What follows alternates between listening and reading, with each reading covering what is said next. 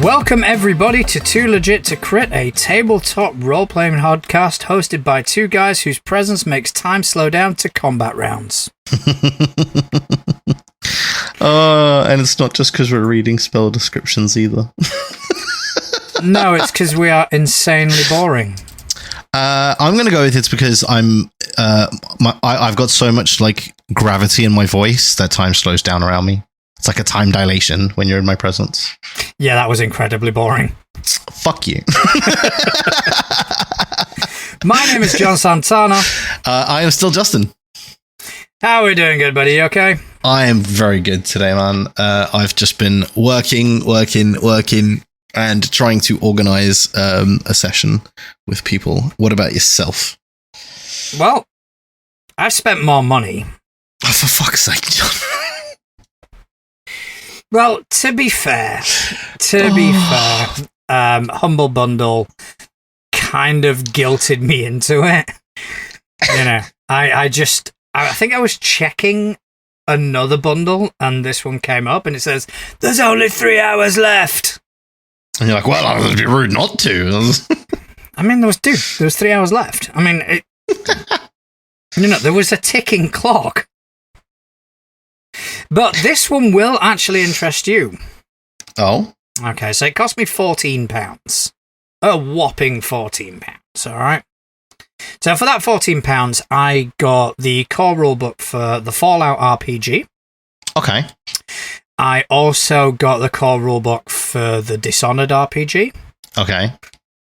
Both with a few supplements. But the part of it that is going to interest you is that there is a substantial amount of STL files. Ooh. I mean, I'm not going to use them. But what a coinkydink. I happen to have 2 3D printers with nothing to print at the moment. Yeah, so you are welcome to them. I would appreciate them greatly. I was having a look and like some of the files like 1 point something gig. Yeah. I don't know what the actual regular size is for STL files and whatnot. So I don't know if that's a substantial amount or not. It varies. That is quite a lot though. But yeah, so they are, from what I can tell, they are STL files that are published by Modifius for these particular games.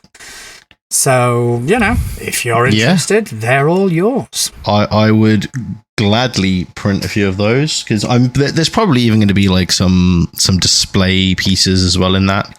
And even if there isn't, you can always scale a model up and turn it into a display piece. Quite possibly. I don't have a clue. I've not even bothered looking at them because there's no point. I'll definitely dive into that head first. That sounds awesome. Cool. Other news, I ran a Pathfinder Society scenario on Saturday, a new venue. Mm-hmm. I went really well. The venue is awesome. That's cool. What was the words? English. I speak it. Was it a venue near us or Hockley? Oh, okay. So not. Oh, of course. Yes, you did. You mentioned that. Yeah, Wayland Games in Hockley. Because we discussed it. I walked in, introduced myself, said I've had a table reserved, and the first thing the girl says to me was, yeah, if you need terrain, there you go. You've got a wall full of it. Yep. I was like, ooh. Not that I use terrain, but... It's like playing at my house. Yeah, it's not that I use terrain, and plus the scenario I was running was all inside. Yeah. So I don't think they've got much tabletop role-playing terrain. Yeah. So they won't have much in the way of walls and stuff like that. But they did have, all the wargaming stuff. So at some point I might take them up on that. Yeah, man. It's definitely, we used to have one of their stores in the high street as well. I remember. And I spent a ridiculous amount of time there. And it's where I actually discovered a tabletop game that I wasn't terrible at because it didn't rely on dice rolls. Okay. It was a game called Malifaux. I've been hearing that a lot. It's so good, dude. So basically, Malifaux it's all card based. So it uses a standard deck of playing cards, right? Right. So you could actually play it with you could take a standard deck of playing cards and play the game, because it's a bit like like how they've done like deck of many things equivalents to a standard deck of playing cards, so you don't have to go out and get a special deck, all that sort of thing. But it's literally done with a standard deck of playing cards, but they also have like their own like playing cards, where you get like concept art and stuff like that on the cards as well. So instead of just having like the King of Hearts, it's like specific to whatever faction you're playing, and stuff like that. So it was a really cool system, and the minis as well were really detailed. I loved putting them together. They were just so good, and yeah, it was a brilliant system. I really enjoyed it. And I kind of miss playing it because I made a lot of good friends playing that. Well, I mean, there were so many people there on Saturday playing war games. I don't know which ones were Malifaux. I don't know which ones were 40k. I've no idea. Yeah, so I mean, there was also another like war game that I picked up. There was X-Wing, which I mean does what it says on the tin. It's a war game involving like starships and stuff from the Star Wars world, which was also a really, really cool system, and the way they handled it was really cool. Like, because obviously it was flight and there was like momentum, and you could like invert your ship because you had like a firing cone for where your guns were and all that sort of thing. Like, it was just a really, really, really well put together system. Yeah, I remember that store being in the high street and having popped in a couple of times, and there was they had this sort of philosophy that the more they badgered you, the more they'd sell. So I'd go in like potentially looking to spend money, and all of a sudden someone would come up, yeah, can I help you? No, I'm all right, thank you very much. And then literally 5 minutes later, someone else, yeah, can I help you? Like, no, I'm good, still good, thank you. And it got to the point where it's just like, if I don't leave now, I am going to tell someone to fuck off. I think that's the same for any like small retail store though, right? Because they have more staff than they have customers. So it can be difficult to find something to do in those situations, I guess. It's not, I think it's just a lack of awareness as well. A lack of awareness and a lack of sort of thought where you can kind of go, okay, this person's been asked, and you kind of go to your colleagues and just go, look, just asked him, he's fine, leave him alone. Yeah. You know, instead they'll have probably got out the company rule book, and it's like, you've got to ask every single customer. I mean, we used to have it in some of the places I worked in the service industry. Yeah. It's like, oh, you've always got to ask. You've always got to ask. It's like, no. Yeah, I mean, well, I've worked in retail a lot over the years, and it was definitely something that we used to try and avoid. So before approaching anyone, we would generally have a quick, has anyone spoken to? No? Okay. No. Okay, cool. Yeah, I'll go and have a chat. To kind of prevent that, because it is a frustrating thing. I think as well, it was definitely one of those stores that once they knew you, they tended to leave you to your own devices. So, for example, like if I went in there, they would only speak to me if I approached them first, or if they had a question for me. Because, I mean, well, you know how my brain works with rules and all that goodness, right? Yeah. So there'd be quite a few times where they would clarify a rule with me for something like Malifaux, because it wasn't something that was played very often. So they would, we happen to have somebody in the store who has learned all the rules because he read them once. So they would tend to leave me to my own devices when I went in there, because they knew that if I wanted something, I'd just ask them for it. So it's one of those sort of situations, I guess. Yeah, I remember it happening to a local watering hole that we're both very familiar with. I don't know what you're talking about. And I think it just had come under new management. And I went in there with a couple of friends, again, mutual friends, and have a couple of drinks and something to eat.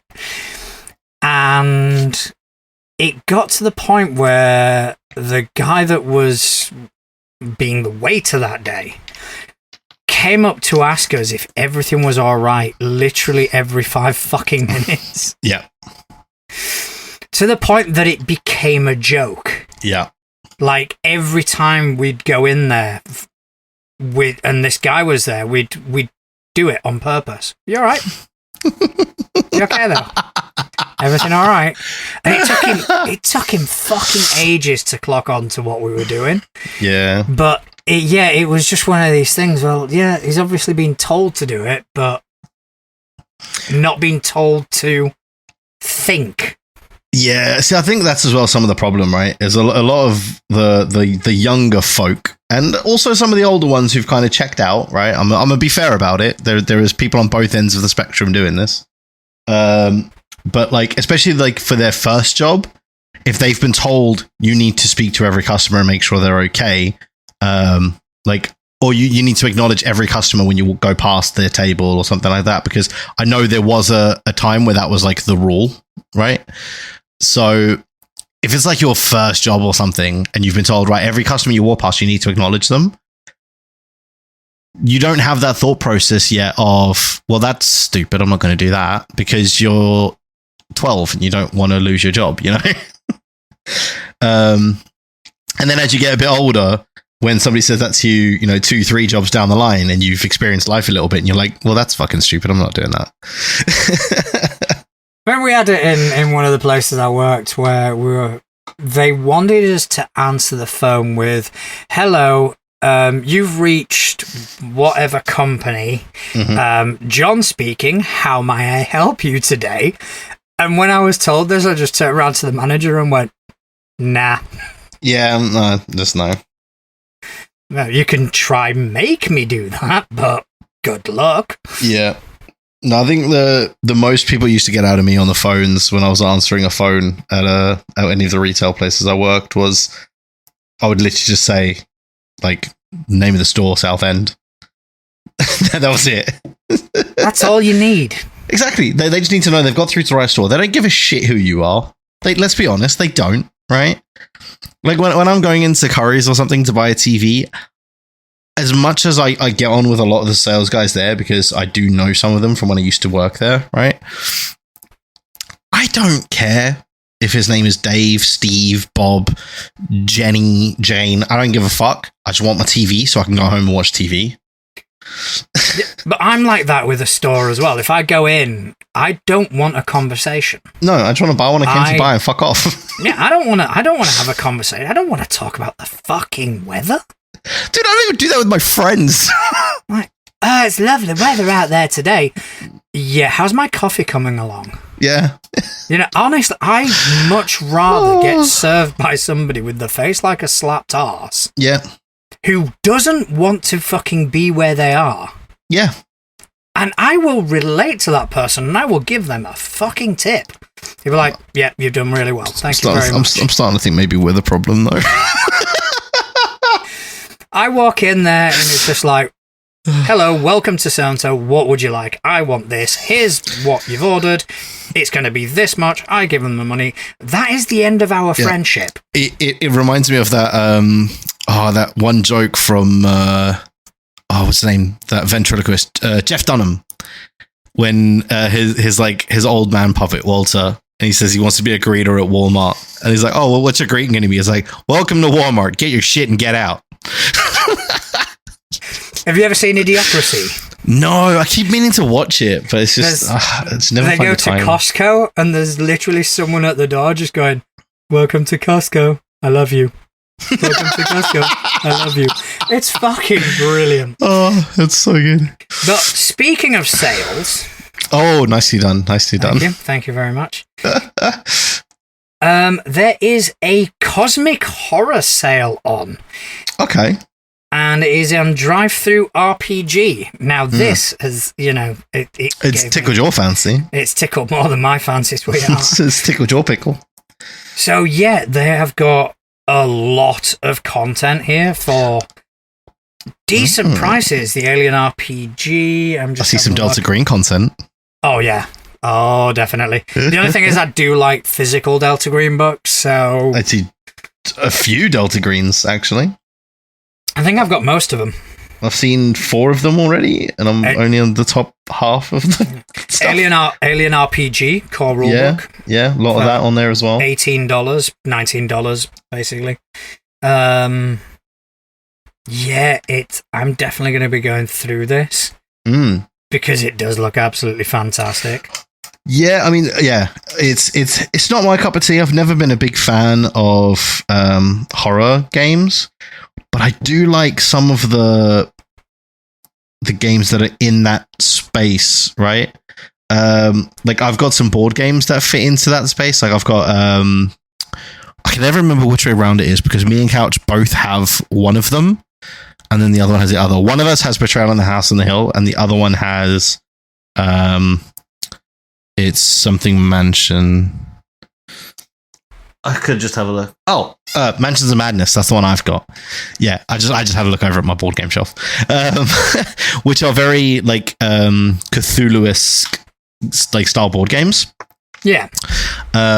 Which I really like those kind of board games, but I just feel I don't know. I've never really been big on the horror genre myself. But I know a lot of people who are very into it, yourself being one of them. I am indeed. And it's odd because I'm not a massive horror fan. I don't, horror movies, they don't interest me. Horror literature, tiny bit more. But horror games, I just love the atmosphere that I can create. Yeah. And you've played Delta Green with me. I have. I like Delta Green, but I think it's because I'm very much a mechanics person when it comes to systems, and I like the mechanics of Delta Green because they're very logical, right? Yes. It's just you want to do that? Yeah, do it.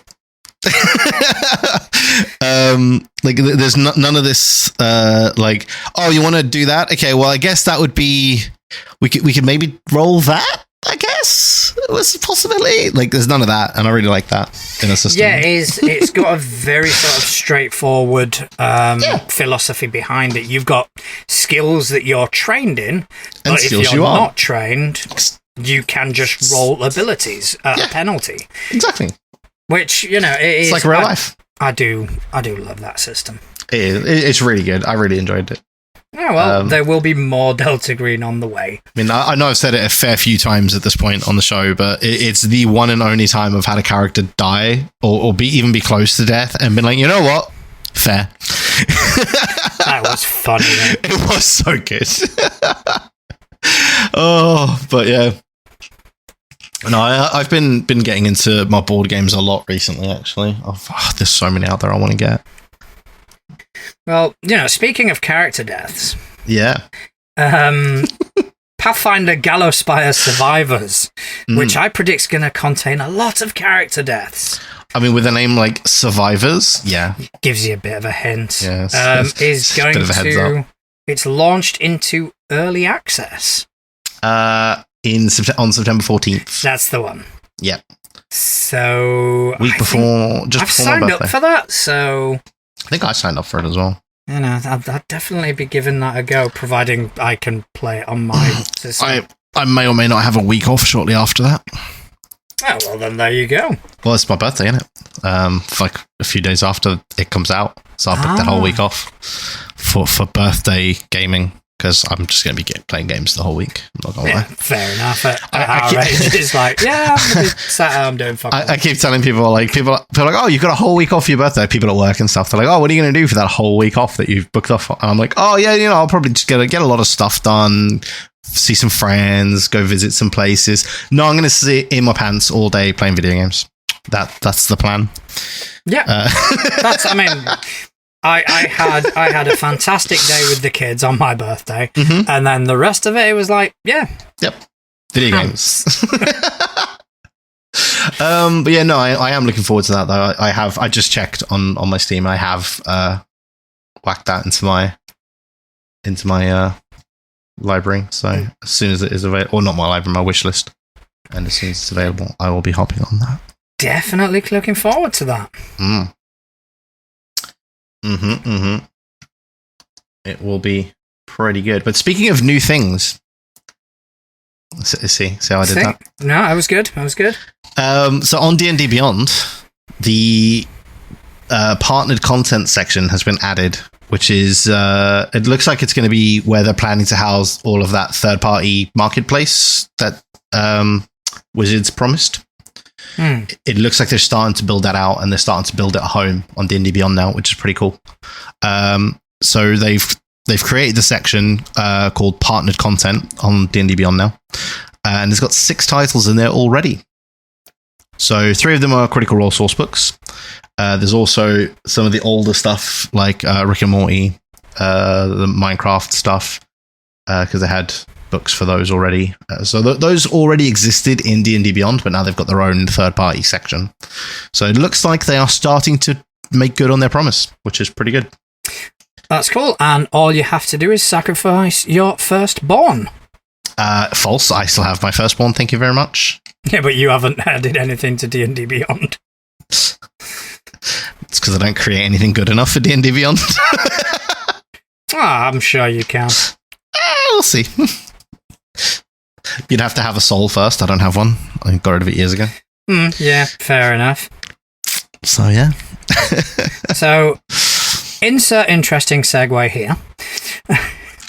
That was amazing. That's the best segue we've ever had. I think it is. I definitely think it is. But Free League's Dragonbane RPG is out now.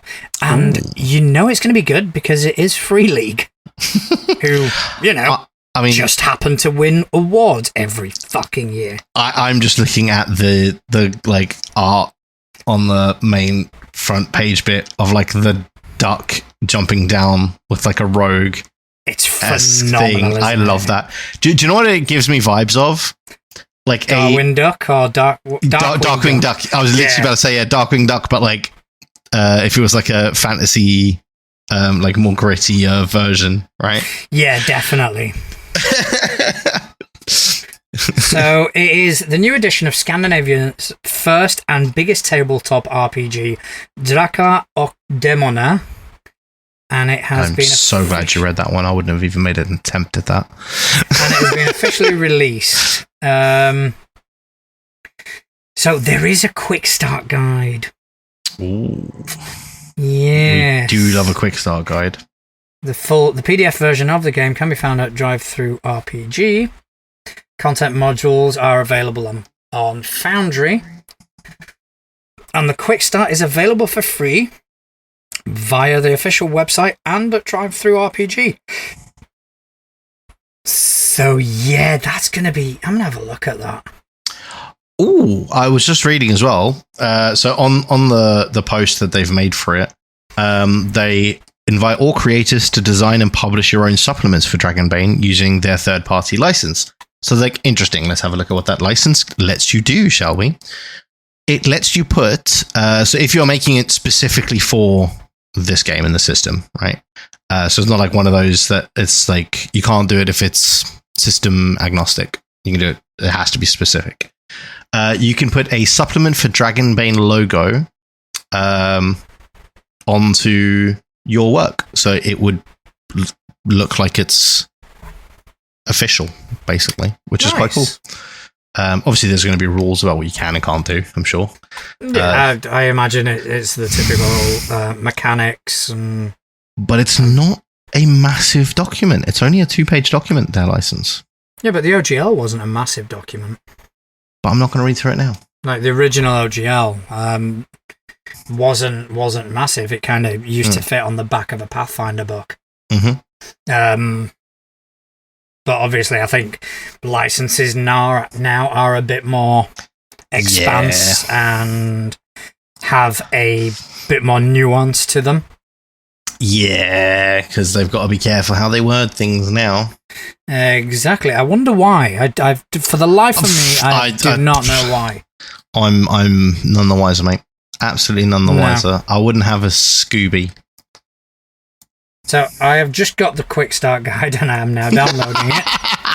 While you've been talking, that's what I've been doing. Oh, brilliant. So I shall be looking at that tonight. It may go on the list. Plus, I need to expand our list because I've got so many systems now that I have not played. So, a lot of the Free League stuff's going on there anyway. Yeah, of course. Because, I've got a lot of the Free League stuff, like Humble Bundles, that have 46 page for the quick start. That's not bad. That's a pretty comprehensive quick start. Yeah, it's quite good. The basic rules. 6 playing. I would definitely go down this rabbit hole right now. Speaking of rabbit holes. Ooh. Saucy. Do you know where rabbit holes generally are? In the ground? And do you know what comes out of the ground? Rabbits from rabbit holes? And mushrooms. Mushrooms. Speaking of mushrooms, that was a segue to a segue, motherfucker. That was good. That was Dolmenwood. So obviously we spoke about this previously. We did. And there is some new information about it. I am intrigued. As am I. Basically, they have kicked things off over on their Kickstarter. See what I did there? Because I believe last time we spoke about it, things were getting ready to kick off. You are unstoppable today. I know, right? And obviously, we had a little look through it, and they have oh, no, we did look at this before. They've absolutely smashed their goal, though. $1 million, isn't it? Oh, well over $1 million. Now? It's over $1 million at this point. It's approaching 1.2 million of their $200,000 goal. It's almost £1 million. Good for them, man. Yeah, they've done really well. And yeah, it's such a good looking bundle, though. But I digress.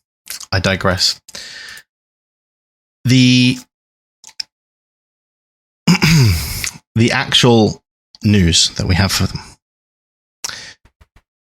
is, wow, this is a really complex bit of thing. So the Kickstarter will be ending in a couple of weeks, about 2 weeks' time. September 8th it ends. And they will start shipping out all of their books. So there are 3 physical books, which they will start producing very soon. And be delivering it in September of next year. So they've started to give dates on when people can start expecting things. Yeah, I'm just looking through it now. So there is a campaign book, which is 460 plus pages. Mm-hmm. All the rules that a referee needs to portray the world to a group of adventurers. Also delves into the cultures and societies of Dolmenwood through the 7 major factions. Some of these function as you would expect from a medieval fantasy setting, but also include covens of wood witches, a chaos godling named Atanwe, and the Cold Prince of Fairies. Mm. It does sound interesting. It sounds... Well, they've also got a whole bunch of tables in one of the books that has 200 locations, 280 different NPCs, and 250 rumors to help you with world building. Nice. And it's old school essentials. Have you ever played like any of the OSR stuff? I've played 5e and Pathfinder, dude. You know this. Why are you setting me up for failure? Well, just to kind of get a conversation. Plus, it makes me feel less bad for not having played any of it. You know I've played 5e and Pathfinder. That is it. No, I haven't, is the short answer. But I would be intrigued to. Okay, so if you're unfamiliar with the OSE system, it's one of the more popular RPG systems in the old school revival. Tradition that takes plenty of cues from the intentionally difficult early days of Dungeons and Dragons. Characters comprise the 6 classic stats. Adventures often involve navigating deadly traps and deadlier combat encounters and player knowledge and teamwork are paramount to survival. People gonna die. Yeah. So it sounds perfect for you. It does. I would like to play like an OSR game. Just it's finding a GM to run them. Yeah. So we're taking offers out there, folks. Yeah, if anybody wants to run something like that, then I'll happily play. I would like to give it a go because I think it's important that we go back to our roots every once in a while to remember how far we've come. I'm sensing a segue. No, that was actually just a genuine thing. Ah, no, really? Yeah, that was. I was just genuinely saying that I think every once in a while it's good to look at where the hobby was and where it is now. Yeah, and speaking of going back to our roots, roots in the earth. There are 2 new Cults of RuneQuest titles out now. The Lightbringers and the Earth Goddesses. Oh my god, that was bad even by our standards. No, that was silly. That was fantastic. So, RuneQuest. I'm not going to ask you if you've played it because the answer's going to be no. Yeah, you know the answer's no. I haven't played it either.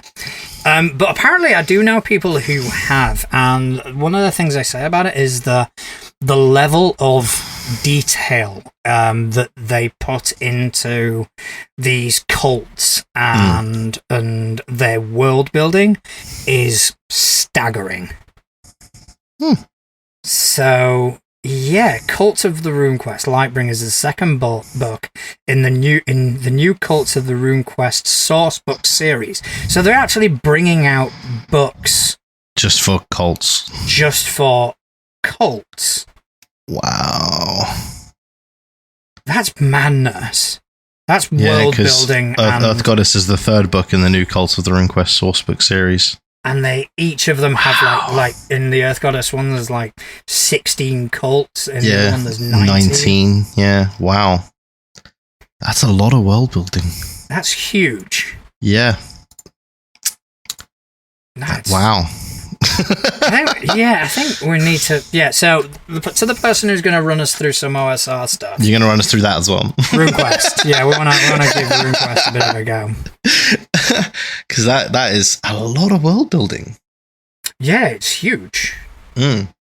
Because I'm used to obviously like Pathfinder, which they'll bring a substantial book out. Yeah. For a particular.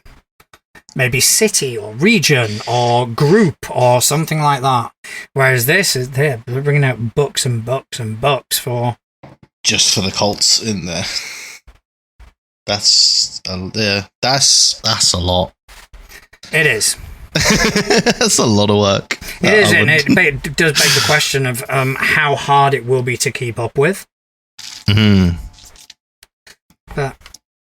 You never know. Or in our case, how much are we ignoring? I honestly can't be dealing with more systems now until I start playing. I am going to make a vow. I will not invest in another new system until I've played one of the ones I've already got. You fucking liar. I solemnly vow. Now, I can invest in systems I've already invested in.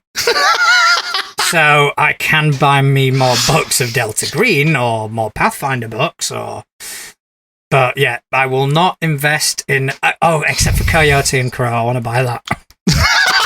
So you make a vow and then immediately have an exception. Yeah, but that's just the only exception. That's like the exception. What about Tales of the Valiant? I've already paid for that, so doesn't count. Coyote and Crow won prizes, dude. That I know it did. It did. So. It really did. Yeah. So Coyote and Crow doesn't count, and plus the vow starts now. Did you have that pause because you were clicking purchase on several baskets quickly?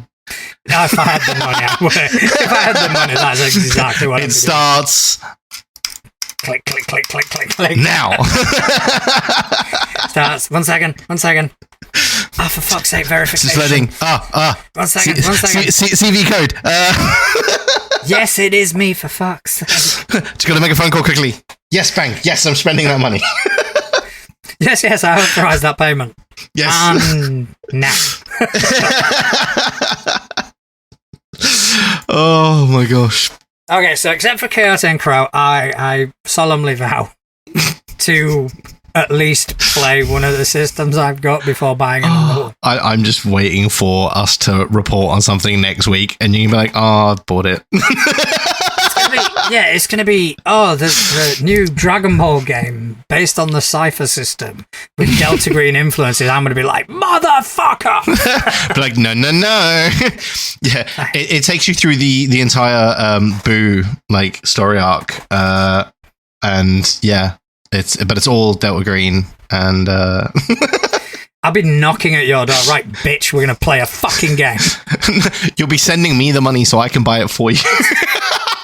Dude, it's 2 a.m. Shut the fuck up and get your dice. We're going to play some fucking Simba Room. Oh my gosh. I've got a problem. Yeah, no shit. We both do.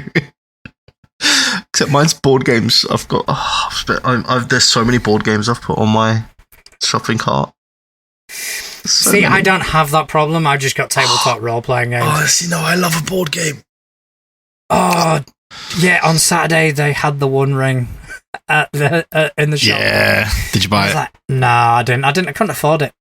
No, that's a shame. Actually, because I wanted to buy it, does that kind of bypass without... No One Ring for you. No One Ring for you. You get 2 rings. No One Ring. All right, so between now and the 16th of September, when we go back to that store, I'm going to have played one of these systems. So just so you can buy it. So do you fancy some Tales from the Loop on Sunday?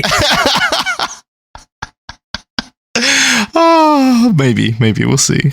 Actually, I am free Sunday, so that could work. Ooh, okay. Well, it's looking like my regular game may be light. So I was going to run some Cypher, but Tales from the Loop, or Simba Room, or hey, Dishonored. You like roguey shit? I do like roguey shit. That is true. Dishonored is very roguey shit, I think. I bought it. I have no idea what it's about. I know it's based on a video game. You've got such a problem. It's based on a video game. That's all you know. There was a video game that you were kind of like this rogue with magical powers. That's what I know about Dishonored. So I'm assuming it's the same thing. But dude, I don't even know. 14 quid, come on. Yeah, I mean, it's a pretty good price. Yeah, my digital library's getting fucking ridiculous. But yeah, well... So yeah, we'll have to do that one night. Yeah, I think so, definitely. When we're not recording, podcast. Exactly. And speaking of podcasts... I was going to say, speaking of nights...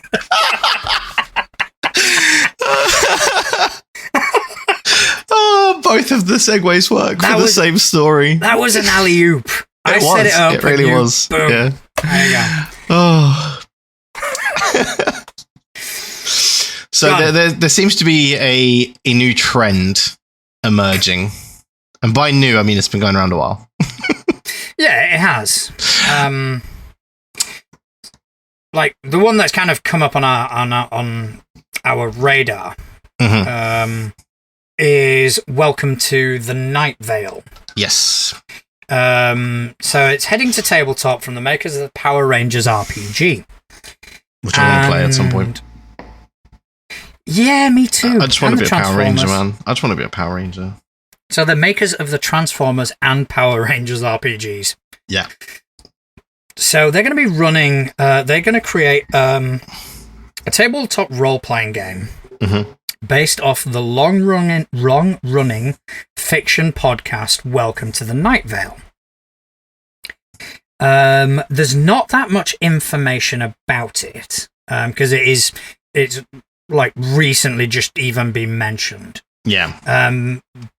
But the company is working with the co-creators Joseph Fink and Jeffrey Cranart in some capacity on the adaptations.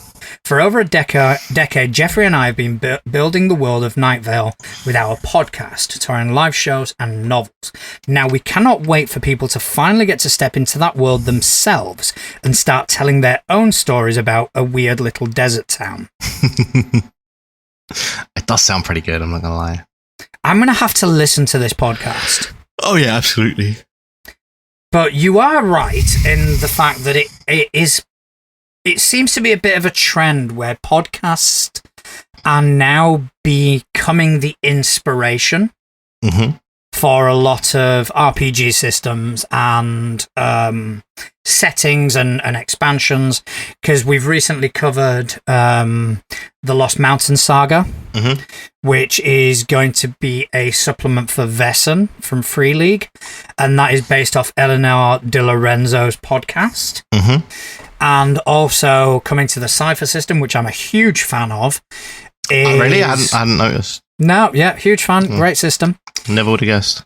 We'll have to play that as well, but that doesn't count to the vow because I've already played it. You've already played it, yeah. Well, no, actually, technically. I've played Numenera, which is based on the Cypher system. Would it count if I've never played it? I'm going to say yes.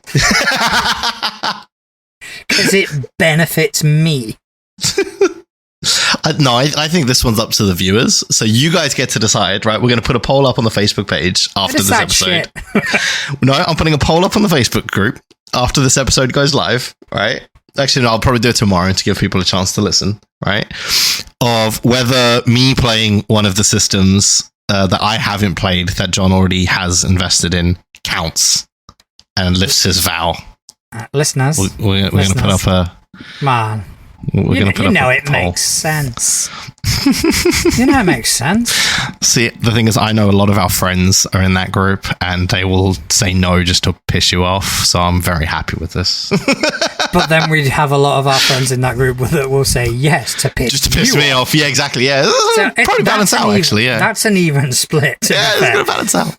Then there's going to be the people who are quite literally sort of unbiased to have an opinion.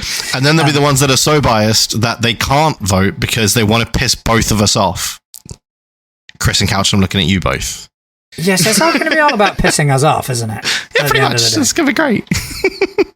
So, yeah, but the Old Gods of Appalachia, that is another one that's based off of a podcast. And I'm sure there are more out there. Yeah, I mean, you know, Critical Role. Yeah. Everything they do, they're bringing out a system for, apparently. Yep, yeah. So, do you think at some point we could do one based on Too Legit to Crit? Sure, why not? What the fuck would that look like? We would use cards and dice, because I feel like that'd be a fun thing to do. All right, yeah. Okay, cards and dice. So, similar to the Fate system, then. Not Fate, Savage Worlds, sorry. Never played it, but sure, why not?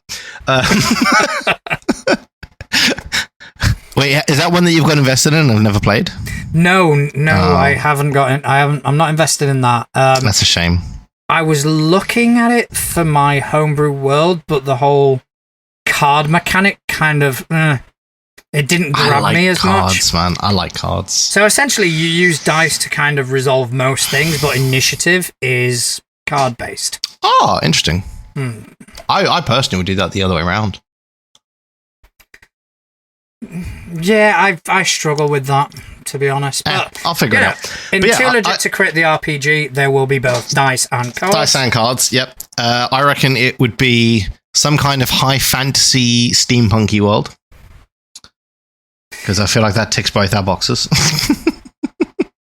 Yeah, possibly, with horror elements. Obviously, yeah. You know. So it could, so high fantasy steampunk.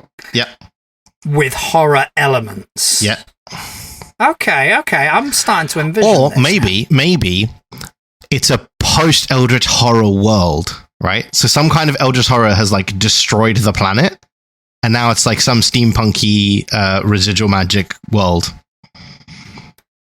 It's eerily similar to my homebrew that I'm creating. Yeah, no fucking way. Mine's more like Well, essentially, the thing I submitted for Tales of the Valiant was the seed for this idea. So essentially, it will be a post-apocalyptic. Something will have happened, ruin the world, etc., etc. However, there will be pockets of civilization, and over the course of thousands of years, these pockets have evolved independently. So each pocket will be a completely different setting. Okay, so the first one I'm Star Trek, but instead of different planets, it's just different cities. Yeah, different cities, and the first one I'm working on is going to be a city that is created from an underground bunker that people went into to survive, expanded, and that's going to be cyberpunk. I like it. I'm in it. I'm invested. I will build out an NPC for you. Cool. His name will be Dustin. No, I was going to go with just one. So JUST and then one. Okay, yeah, that works. Yeah, I like it. Or steal just one.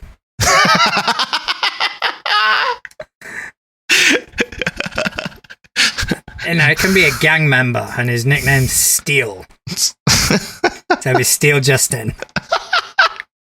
Oh, it's brilliant. I love it. Yeah. But yeah, no, I could see that world like being very much us, right? Because I think it very much encapsulates what we're all about. Some kind of post Eldritch horror world where there's like residual magic. So magic might not be all that common.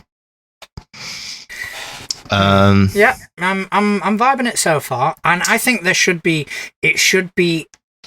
setting should be placed in a war between the couches and the sci-fis. The couches of Saran Wrap.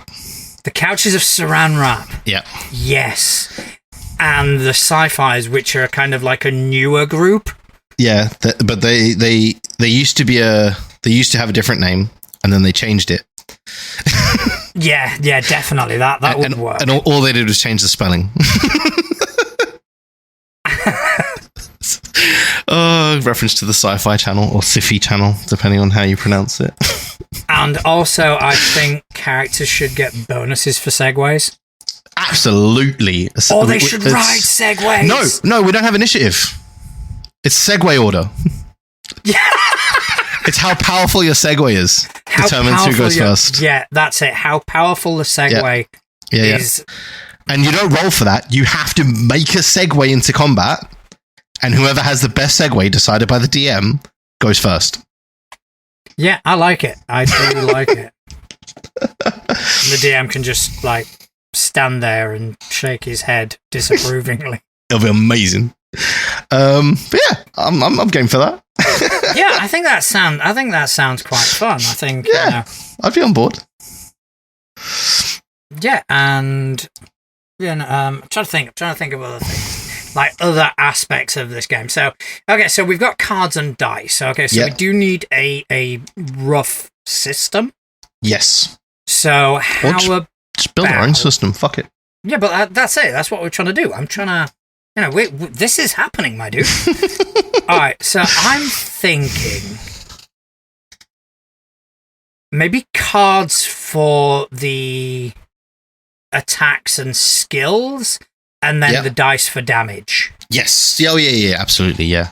So, you roll to hit. Okay, you draw a card. So you draw a card, higher card wins. Exactly, yeah, so you draw a card. So it's not just the card to attack, the other person is drawing a card to defend. Yes. And if they draw a card higher than yours by a certain amount, they get to counter. Yes. Oh, dude, we should be writing this shit down. Would you not be really good if we were recording this? That'd be really, really good. Oh, wait! Dumb fuck. That was not my brightest moment. We should be making notes. We're recording it. That was not my brightest moment. I mean, don't get me wrong. I felt better about myself. Oh. Yes, listening. That amount that you have to beat for the counter is determined by a stat.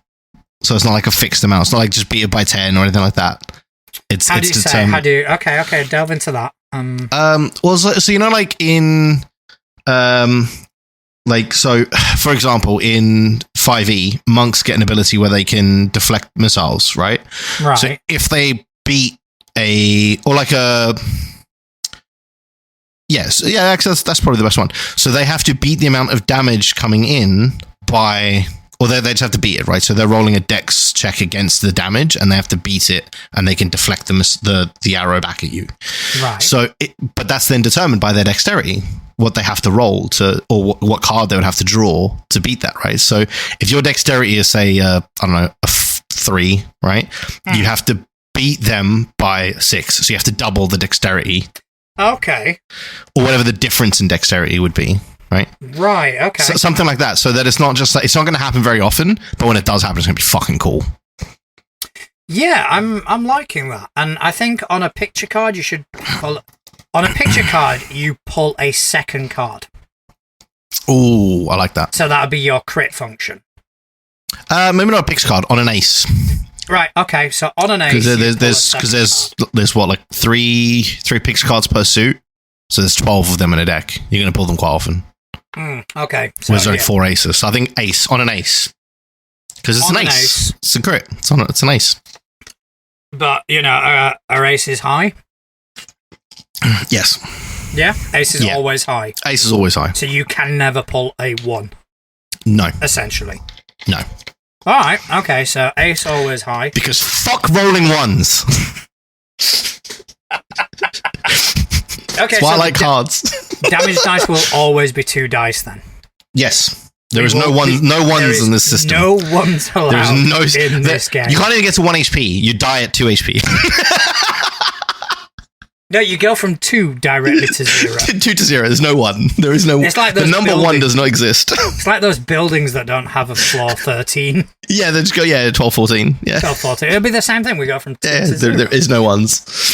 No, obviously there would be 1 HP. Or you could just say, when you reach 2, you're unconscious. When you reach 0, you're dead.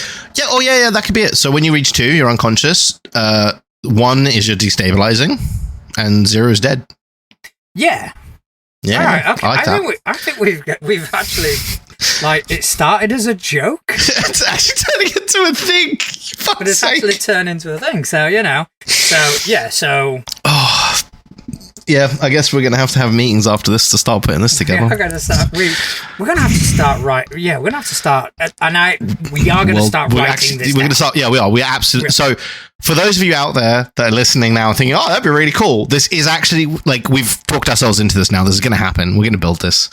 I'll start. What I'll do is I'll probably at some point during this weekend, I'll write sort of like a 1-page. Mm-hmm.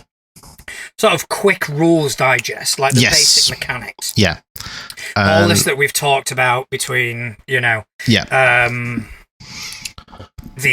sort of card pulling, the damage and all that. Oh, everyone pulls from the same deck. So it's not a deck each.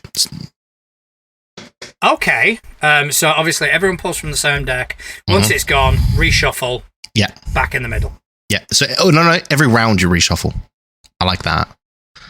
So for each round of combat or each round of whatever, everyone pulls, and then you reshuffle at the end of the round.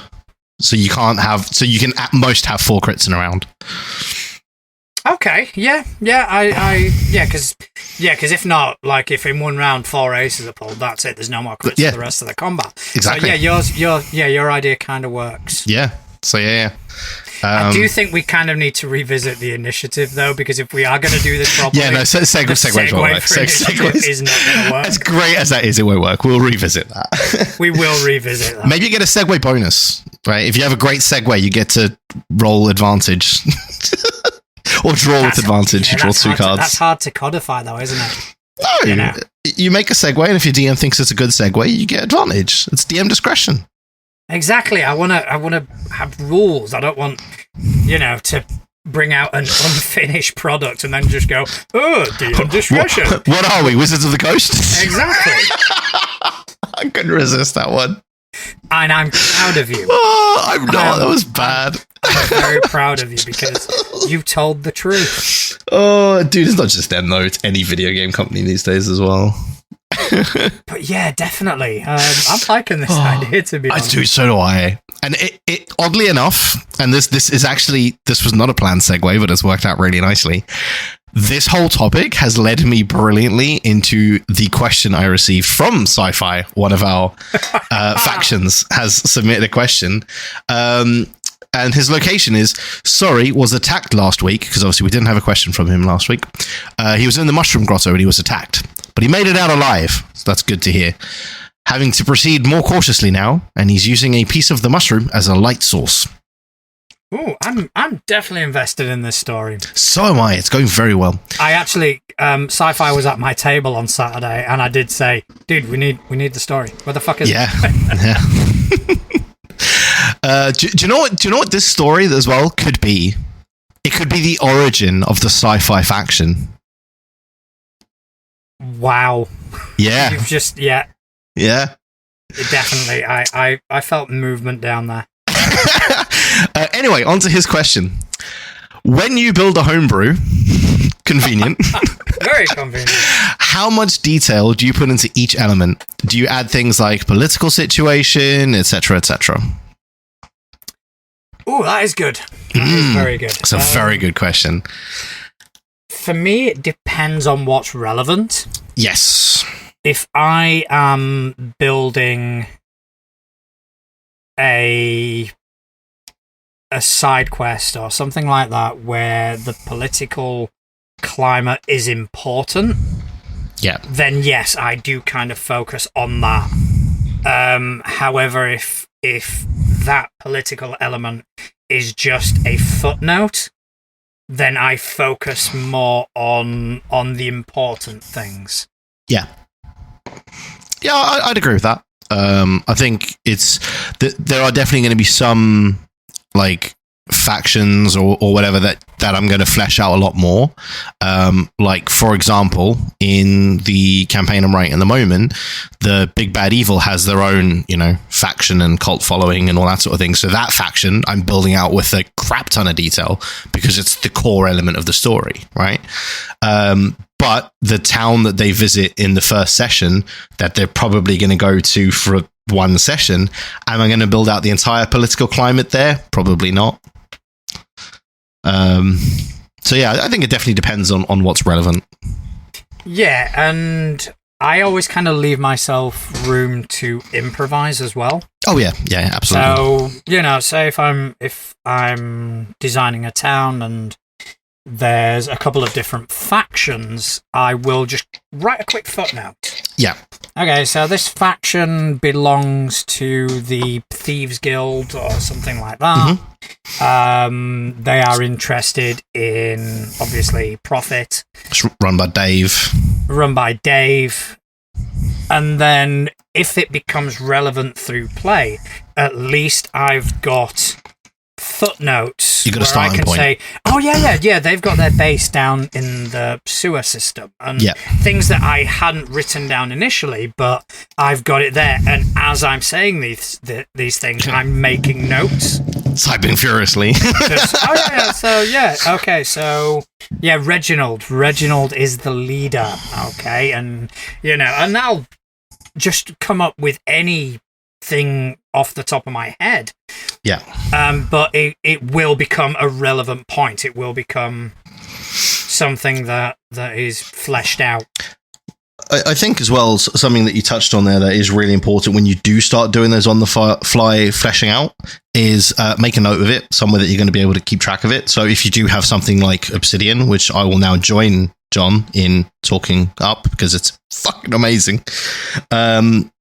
You start to flesh that out, you're adding in, the NPCs and all the details around those NPCs. You're linking all that together so that should, 2, 3, 4, 5 months down the line, one of your players decides to go, oh, do you know who we should get in touch with?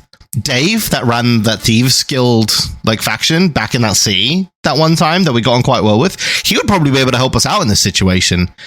So you're not having to then go, oh, fuck, what did I say about that guy? Yeah, so, I mean, case in point, I've just done a full village for the current sort of arc that my players are going through in my homebrew campaign. And I have done, it's only a small village, so I've done 32 NPCs. Yeah. All individuals, all got their own description, their own personalities. I've done families as well. So this person's married to this person. They've got this kid. And, you know, that is all. Fucking old Bartholomew's twat.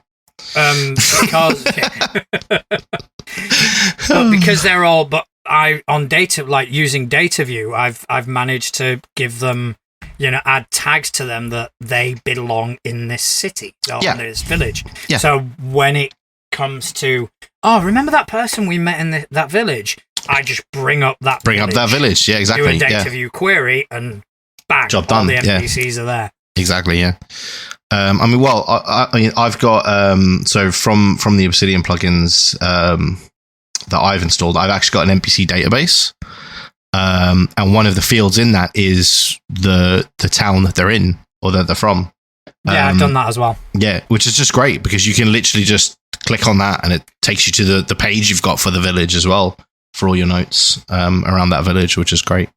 So so make notes of any stuff that you make up on the fly, guys. Make notes. Yeah, definitely. I'm pointing at my screen right now, and my screen is an analog for all of you listening. Make notes. Okay, you've just been pointed at, people. Yeah. Okay, I know it's rude. It's rude to point. So write in and tell him that. It was important. It was important. How rude he's being. He's pointing. It was important. I'm sorry, that was so bad. Right, moving on. Swiftly, please. Right, so, yeah, I'm kind of struggling with that, to be honest. Okay, so, next question on the couch today is from that thing you have in your house that you relax on. And it is written to us from in front of a Fabula Ultimate rulebook. It's true. It's very true. He's been telling me about it all week. He's very excited. Me too. I'm excited to play. I'm excited for Couch to GM because dude, it sounds really so good. GM. It sounds so good. And this is his wheelhouse. This is literally this system was built for him because from what he's told me, it's not like here is a very strict world. It's like no. Anime trope.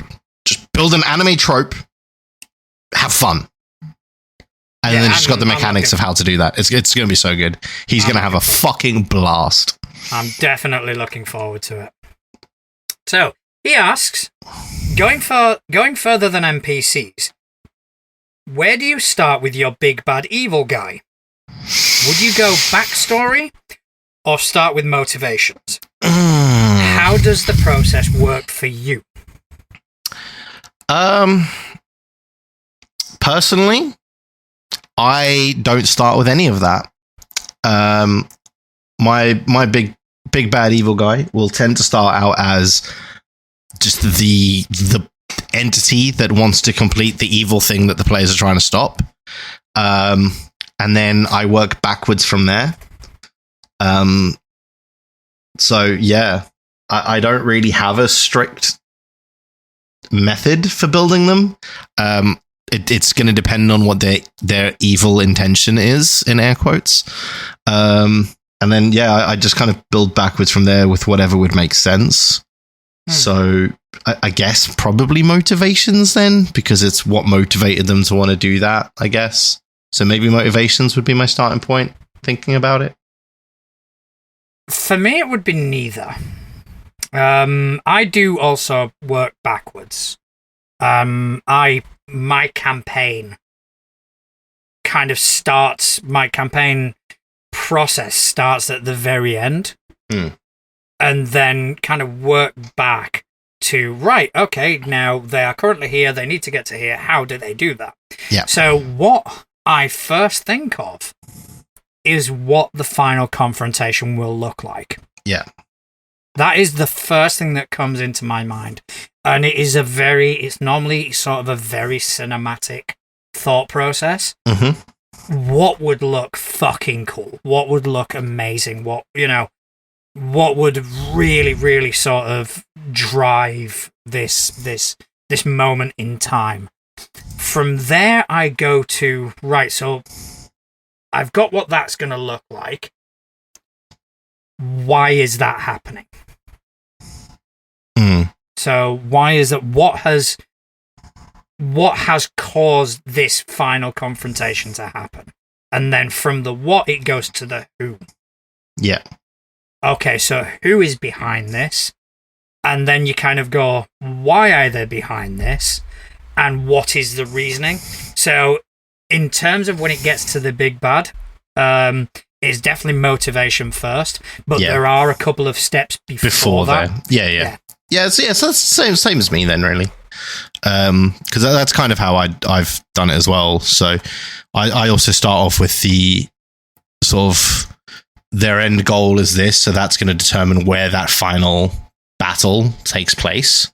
And then how did we get there? And then I work. Yeah. So very similar process in that regard then. So I guess when we actually get to the big bad evil, it seems to be motivation. Yeah, definitely motivation. Because I guess that's the most important part, right? Is you need to know why they're doing it before you can flesh out anything else about them. Yeah, and not only that, but it's the part that is relevant to the players. Yeah. Not every group is going to kind of go, okay, so what was his childhood like? Yeah, most players don't give a shit. You know, they're going to go, okay, why does he want to accomplish this? He wants to accomplish this for ultimate power. That's enough for me to want to stop him. Yeah. Why is he trying to unleash this on our plane of existence? What was his home life like? You know, Did he have problems with his wife that day? Exactly. And I mean, that doesn't always come up. Yeah. And I know this because every sort of Pathfinder adventure path module, blah, blah, blah, there is always this massive blurb about these evil creatures, and it is why they are the way that they are. The way that they are. And I don't think in all the years I've been playing and running Pathfinder has anyone actually investigated that. Well, I know what I'm doing next time we play a game. So, yeah, what are their motivators? Oh, for fuck's sake. So, before we, deal with this guy, how's he feeling? But I mean, yeah, it's oftentimes like a couple of pages long. Like in Skulls and Shackles, you remember Barnabas Harrigan? He was the captain. Oh yes, yeah. There was literally about 4 pages of how he was born in, I can't remember the place, but and then sort of press ganged and etc., and how he grew up as a pirate, etc. There was all this sort of backstory, which, to be honest, not one of us asked about. But you didn't have a chance to either. Yeah. Because had you have got to the point where you faced him, it would have been, okay, so let's roll initiative. Walk through this door, you see Barnabas Harrigan, he's going to turn around and say, you've come far enough, etc., etc., and what are you guys going to do? None of you are going to kind of go, yeah, but why? Whoa. 5 minutes. My guy, what are you doing? Dude, let's talk. It just reminds me of, do you remember those old, what's the name of their beer? Was it the Grolsch adverts? You know, that guy just goes, stop! What are you doing? That guy. Just imagine, like, the party walks in, you've got the bad guy there, and all of a sudden, the bard grabs a chair and turns it round and sits on it backwards. Yeah, just goes, and it's like, buddy, let's rap. Buddy, guy, my friend. Come on, Tiger, take a seat. Take a seat, let's talk this out. There's the whole stepdad speech from, like, the 90s films. Come on, slugger, sit down. Come on, champ. And playfully just, like, touches his chin with his fist. My gosh. Did you not get the Christmas present you wanted when you were 5? Guess what I've got? Becomes one of those, like, 90s feel-good films. It's a Hallmark movie. Yeah, and all of a sudden he's like recounts all his evil ways, and he's like, I'm so sorry. I was just so upset because I didn't get my Barbie Playhouse when I was 7. I think when the Too Legit to Crit RPG is, we've kickstarted it and we've made our million. That's how it ends. Yeah. There is no combat. We should create a publishing company because I do want to do a Hallmark Christmas movie RPG. Your character could be, a lawyer from a big city, or he could be a surgeon from a big city, or, and you go back to your hometown and have to learn the meaning of Christmas. The worst thing is I literally watched a film with Ryan Reynolds where that is the basic premise of it the other day. Just Friends. Yes. What a funny fucking film. So good. Oh my god. That's so funny. When he's fucking singing All Out of Love at the beginning. Oh, Jesus Christ. Oh, dude, Ryan Reynolds has got a direct line to making me laugh. I don't know what it is. There's just that man can do no wrong apart from the film that we don't talk about. Yeah, but to be fair, Anna Faris is also in that movie. Yeah. And she is just so fucking funny. Yeah.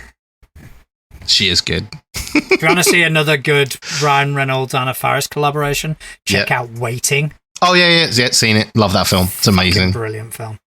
Dude, the game they play in that film is amazing. But anyway, I believe we have one more question. We can't make an RPG out of that game. I mean, we could. No, we can. You can never get published. You can roll for the Batwing. Roll for the goat. Anybody who hasn't seen that film is like, what the fuck are they talking about? Anyone who has seen that film is going to be pissing themselves laughing right now. I mean, yeah, natural 20 is the goat. You get credit, you do. Into the goat. Oh my god. Right, moving on. We have one more question, I believe. Moving on, we have one more question. So did I find it? Okay, so this one is from Couch Reaper of Souls, who is a completely different person than the last question. Right, yeah. Different couch. Yeah, and he's right. This one's from Sofa. Exactly. One's a sofa, one's a couch. Yeah, they're different, guys. That could be another sort of faction. Another faction, yeah. It's offshoot of the couches. Sofas, we got the couches, and we got the sci-fis. The sci-fis. I love it. Oh, no, instead of sci-fi, just sofas. Love it. Yeah, couches, sofas. Couches versus the sofas. Yeah.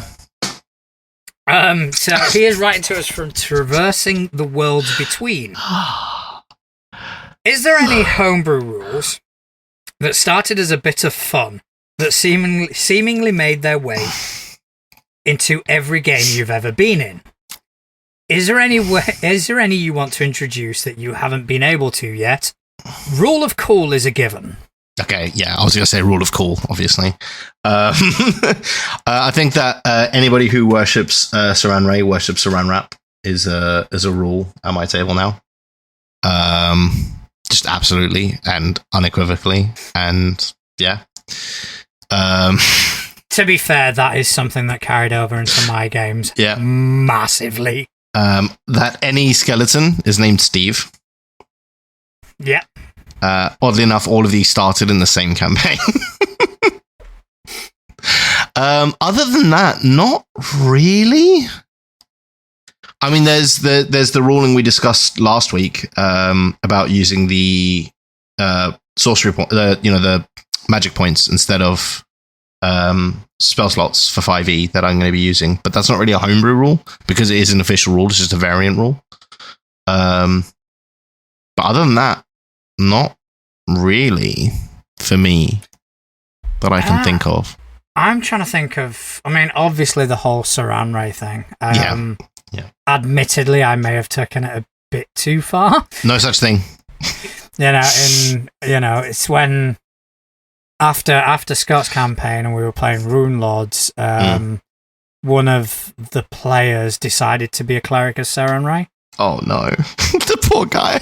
And they went to Magnimar, where his character was from. Yeah. And he goes, would I kind of know the chapel of Saran Ray? I went, yeah, of course you do. And, just give me, what's the main sort of priest or priestess's name? Mm-hmm. And he gave me her name, and I just ruined every single interaction. I just made her out to be this obnoxious druggie that, you know, he'd walk in and she'd be like doing a line off a toilet seat and stuff like that. And he just went on and on to the point where he actually did a anchoring spell so he could always get back there, but he made sure that it was done in the courtyard. So then I just moved her antics into the courtyard. So every time he turned up, she'd be doing something completely off the fucking wall. And very random. And then that carried over into my Abomination Vaults game. And we carried over into Pathfinder 2nd Edition because one of the players wanted to play a Cleric of Sarenrae. Oh, no. And the rest of the table went, nope, don't do it. Don't do it because he's going to fucking torture you. Yeah. And so she changed her god. Love it. I love it. In Abomination Vault, which is like 2 games later, because it's an AP, there is a character in that who is a Cleric of Sarenrae. And I did the same sort of thing. It was every time they'd come, it'd be like, she's off her tits on pills, dancing around with glow sticks and stuff like that. And I think the culmination came when the party walked in and she was enjoying a donkey show. And I felt that I'd peaked at that point because I don't think I could come up with anything funnier. So I've not done anything else since. But yeah, it's not so much a homebrew rule, but it is a homebrew practice, as it were. Yeah, that all stemmed from Scott's game. In terms of rule, I mean, anybody who's read my blog entries knows that I am not a massive fan of the rule of cool. For reasons, and if you're interested, go check out the blog. I'm not going to kind of go into that right now. But I don't know. I can't think of anything that is specific to my table, if that makes any sense. Well, I mean, it doesn't have to be specific to a table, just any rule that's not in the book that you use regularly, I guess. Well, it kind of does, because that would imply the homebrew thing. That would, you know. So I don't think, I mean, in 1st edition, and this is probably taken from, it was taken from Glass Cannon, we started doing bottle caps. Yes, I remember that. Which I never got one. Wait, now they're part of Pathfinder 2nd Edition, kind of. Yeah. They just haven't been implemented as well. So that I can't even claim that anymore, to be fair. Yeah. No, yeah, I guess, yeah. I mean, I guess one of the rules, it's not really a rule, but it's something I do at my table, is I tend to give inspiration to whoever recaps the previous session. Yeah, that could be my answer as well, to be honest. Yeah, so I guess that because I always find it really important to get a player to recap rather than me recapping. Yeah, I do the same. Well, because I found very, very quickly when I started doing that they saw things very differently to how I saw things. Yeah. Because obviously we have the benefit being behind the screen, right? They don't. So yeah, I think it's very important because it's completely changed my plans at times, right? Because I thought that they'd interpreted something one way. They told me their like recap of the previous session, and I've gone, oh, they saw that completely differently, and it let me completely tweak the story because somebody that I thought they'd clearly seen through and saw was probably a dodgy guy. All of them were like, thought he was pretty chill. And I was like, oh, interesting. Backstab incoming. Now a dodgy person. Exactly. So, you know, it gave me... And if I had done that recap and said, oh, yeah, so you guys obviously met Dave, you thought he was a bit sketchy or whatever, they would have been like, oh, did we? Yeah, I mean, I started doing that in my Skulls and Shackles campaign. Again, for that very reason, because players interpret things differently than what you what you think you're putting out. Yeah. So it has also changed a lot of things in my games where I've kind of gone, oh, so they saw that like that. That's actually, that could be better. That's better, yeah. and I've obviously made the necessary adjustments. Yeah.